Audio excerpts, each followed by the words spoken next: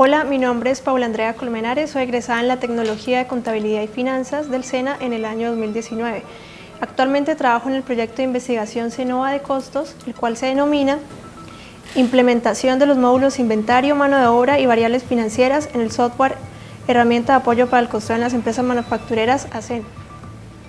El proyecto actual parte con base del proyecto que se desarrolló el año anterior, es decir, esta es la fase 2 del proyecto del año pasado. Entonces, por eso voy a hablarles un poco del proyecto del año pasado. La necesidad principal del proyecto del año pasado está basada pues, en dos necesidades principales que identificamos. Primero, después de hacer un estudio de campo, nos dimos cuenta que algunos de los microempresarios no tienen formalizado el proceso de cálculo de costos en sus empresas, ¿sí? ¿Qué quiere decir esto? Que lo calculan parcialmente. Entonces, por lo general, el costeo de productos está compuesto por tres elementos: materia prima, mano de obra y costos indirectos de fabricación. Por lo general, los microempresarios tienen en cuenta solamente materia prima y mano de obra, y a esa mano de obra no le tienen en cuenta la parte de seguridad social ni para fiscales. Por ejemplo, si una persona, la modalidad de pago común es destajo, entonces si una persona gana 1.000 pesos por corte, si corta 50 pares al día serían 50.000 pesos, pero si no se tienen en cuenta lo de seguridad social y para fiscales, o sea, está perdiendo. ¿Por qué? Porque no sería solamente los 50, sino aproximadamente el 40% más, o sea, el 40% de 1.000 son 400 pesos. Si eso lo multiplico por los 50 pares son 20.000, el costo total no sería 50, sino 70.000 pesos. Este es uno de los inconvenientes o los errores más frecuentes que se encuentran en este sector.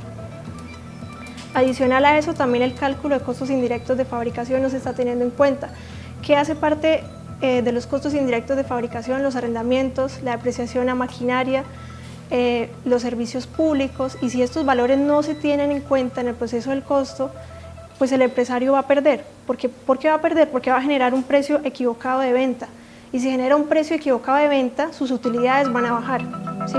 Entonces, esta es una de las necesidades principales. La otra necesidad es que no están teniendo en cuenta una herramienta principal para agrupar los costos. Por lo general lo hacen de dos maneras: al ojo, que es lo más común, como se dice coloquialmente, y también en formatos de Excel, ¿sí? O sea, en tenerse en formatos de Excel es muy insegura la información, y está teniendo la información del costo, que es muy importante, ¿no? Entonces, por esto también nació el proyecto el año pasado. Como entregables tenemos 3 productos del año pasado. Primero, el diseño de una cartilla práctica. Quiero hacer un poco de énfasis en por qué es práctica, ¿no? O sea, es práctica porque no es un recurso común, o sea, no es un libro ni un documento científico, un PDF largo y extenso, sino tiene un lenguaje más sencillo, ¿sí? Tiene un lenguaje más sencillo y también tiene muchos gráficos. Y está acompañado también de videos, o sea, es un poco más didáctico porque pues los empresarios de este sector son muy visuales, ¿no? Entonces trató de hacerse algo más sencillo para que ellos lo entendieran. Esta cartilla está compuesta por 5 capítulos. Primero, generalidades de los costos, donde les hablamos qué es costo y en qué se diferencia el gasto. Y también le hablamos un poco de la hoja de costos. El segundo, estamos hablando de materia prima, donde les enseñamos un método que es el Rush and Small, y ese método pues es un método mexicano.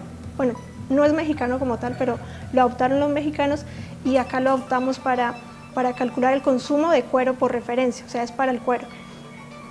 También está el otro capítulo de mano de obra, y en este tenemos en cuenta la parte legal, o sea, calculamos seguridad social, para fiscales, provisiones, y también el tiempo estándar. El tiempo estándar es el tiempo promedio en el cual un empleado se demora en hacer sus tareas.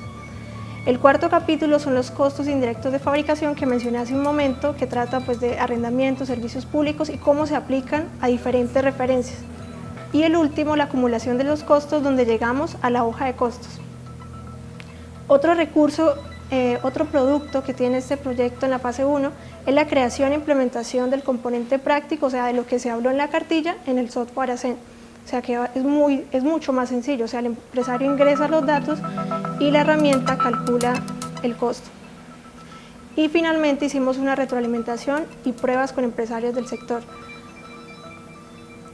Y bueno, esos son los productos de la fase 1. Ya en la fase 2 identificamos otras necesidades que son, por ejemplo, la parte financiera. En la parte 2 de ese proyecto identificamos otras necesidades, ¿sí? Más que todo en la parte financiera. ¿Sí? Los microempresarios quizás muchas veces no hacen lectura a los estados financieros o piensan que es una información muy compleja, ¿no? Pero en la realidad, o sea, se necesita solamente conceptos básicos de matemáticas y sentido común, o sea, no es de expertos pues que tenga que entrar a entender la información financiera. ¿Y por qué es tan importante? Porque prácticamente los estados financieros reflejan la salud económica de la empresa. Es completamente importante que no sea solamente cuestión del contador, que esté a tanto de esto, sino también de los microempresarios. Entonces, en esta fase del proyecto estamos diseñando también una cartilla con recursos didácticos donde trata de la parte financiera y de la parte administrativa. ¿Sí? Administrativa de inventarios, de cómo llevar el CARDES, de cómo diligenciar todo el flujo de bodega de materiales, y también en la parte de talento humano les estamos diciendo por qué es importante y hablamos un poquito también de seguridad y salud en el trabajo.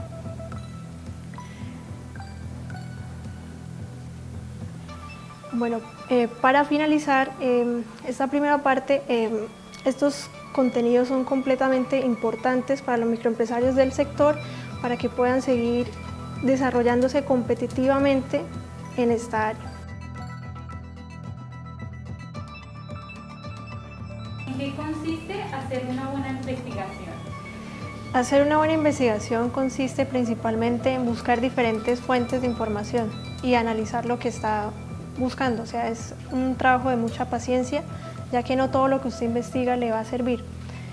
Segundo, aprender a depurar la información, es decir, a sacar lo que usted realmente necesita. Y tercero, pues agrupar lo investigado. ¿Por qué es importante investigar y qué beneficios trae?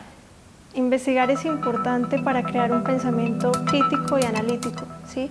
Y el principal beneficio es que da lugar a un debate argumentativo. ¿Cómo se dio la oportunidad de ser parte del proyecto de investigación? La precursora principal del proyecto fue la instructora Luz Daria Arias del área de gestión contable y financiera, ¿sí?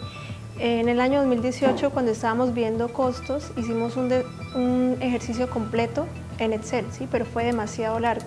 Entonces, de ahí surgió la idea de pasarlo al semillero de investigación para que hubiera una manera de hacerlo más fácil y más ágil para el empresario, ¿no? De una manera más sistematizada.